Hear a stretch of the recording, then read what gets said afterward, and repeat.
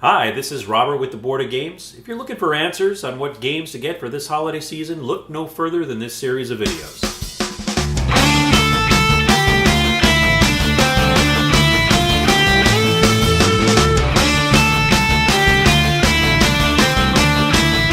Hi everyone, I'm Ferdinand Capitullo.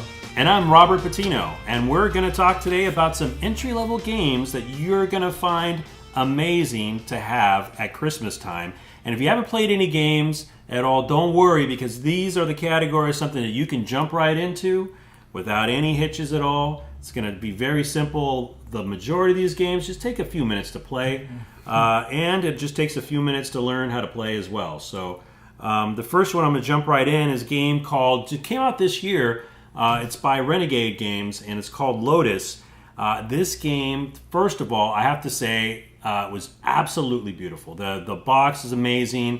It has this beautiful lotus flowers that's on it. And what you do is you take cards into your hand. You have your own deck of cards, which is really neat. And everyone has in their cards different values, like numbers like 3, 4, 5, 6, 7. And then those cards get put out on the table. And whenever different players will play a certain number of cards on the table, then and you take turns, it completes a flower. And when a flower is completed, you score that flower. And there's certain abilities that you can get. There's guardians and some other stuff that you can add, like cool little insect pieces that you can put on there to give you some extra power when you're doing the scoring. And also you collect those cards if you complete a flower. And you get this deck of cards, and you count that at the end, and those are actually your points. So it plays really, really clean. It's a lot of fun, and it's definitely a game that I would look at if you're looking to pick up something that's very beautiful. Maybe you want to play with, a girlfriend or a boyfriend or a family member or somebody that you haven't actually played with before, and you just bring it out. And maybe they're like reluctant about games, but then you bring it out. It's like, bam, that looks amazing. And it plays really simply, and anybody can play it.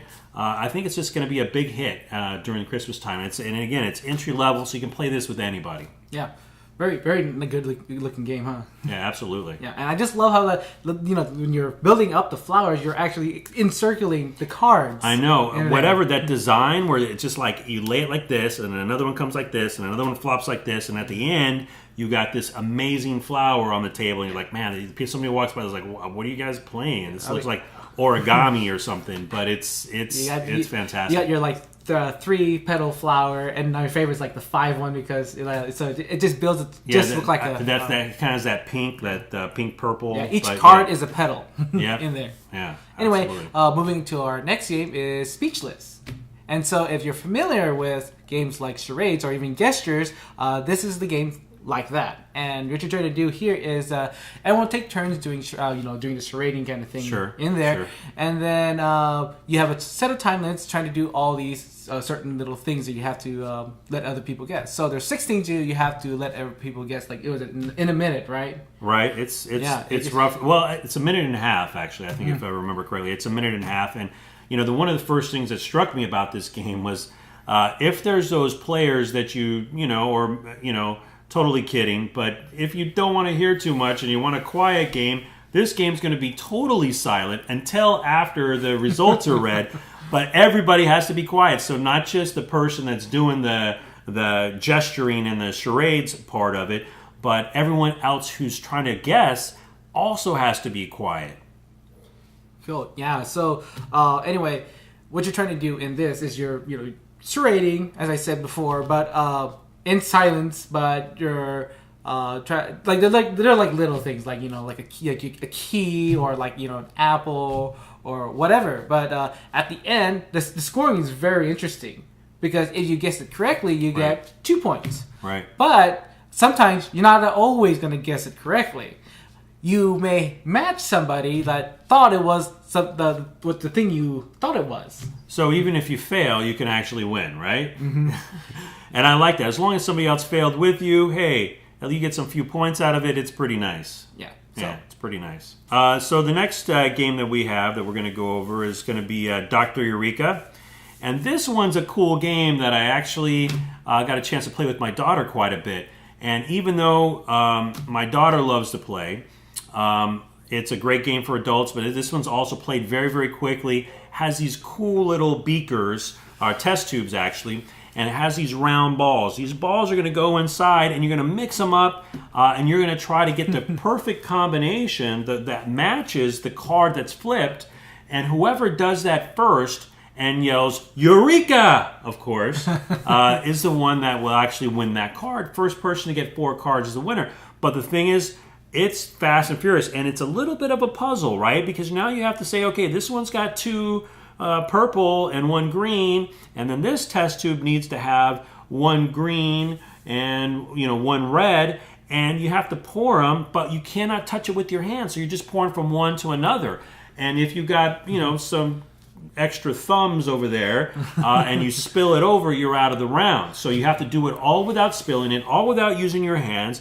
And it's back and forth pouring these things quickly because you want to be the first one because you want to get the card. Yeah. But if you don't do it and it comes on the floor, then the other guy's going to get it before you. So it's a little frantic and it's a lot of fun. Yeah, I love that frankness because you're doing it, everyone else is doing it. You're like, Eureka! Yeah. And I was like, but I was so close. I only had it and of course they have to be in the proper order too. That's one thing I remember. Yeah, proper order is if it's not in that proper order, then it doesn't count, and then the other people get to continue until they're finished, and they could win. So, but it's really simple, really fun game, and it's definitely a big hit. And you can, what's cool about this game that a lot of people don't know is that once you buy this box of game, this Dr. Eureka, if you want to add more players, because it plays 4 out of the box.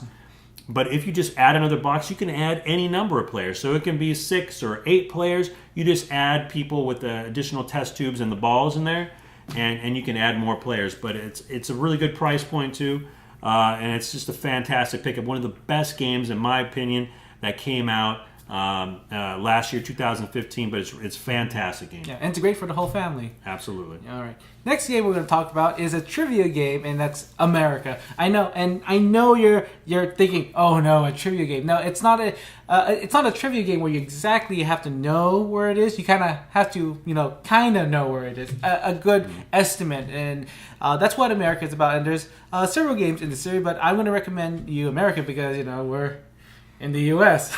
Absolutely.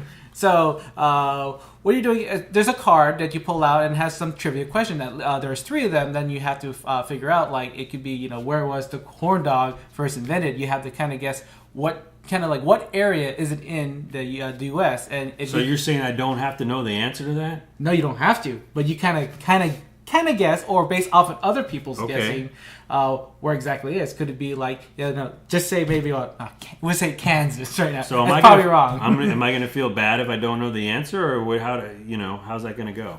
So anyway, you're trying to do is you're guessing on these like 3 properties, like what it could be the year it's made of, or like a little silly question like what was the longest corn dog is.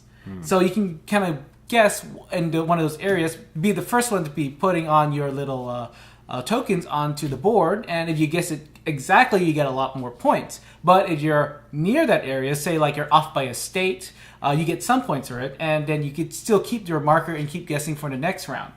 And I think the other game we're going to go over next is going to be Lanterns. This one's another beautiful game by Renegade. Mm-hmm. Why don't you tell me? I know that you've done a lot about this game. I'd love to hear some more. Cool, great. I did a video on this one. You can check that out right over here somewhere. Yeah. It'll be floating right like in front of our faces.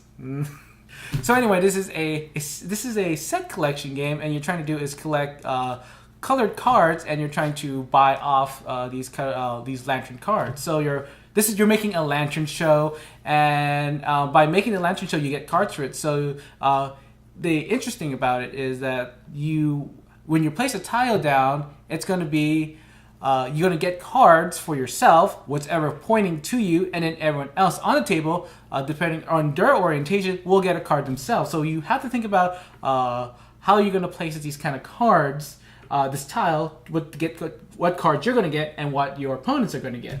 Because you need to get those sets first before everyone else does.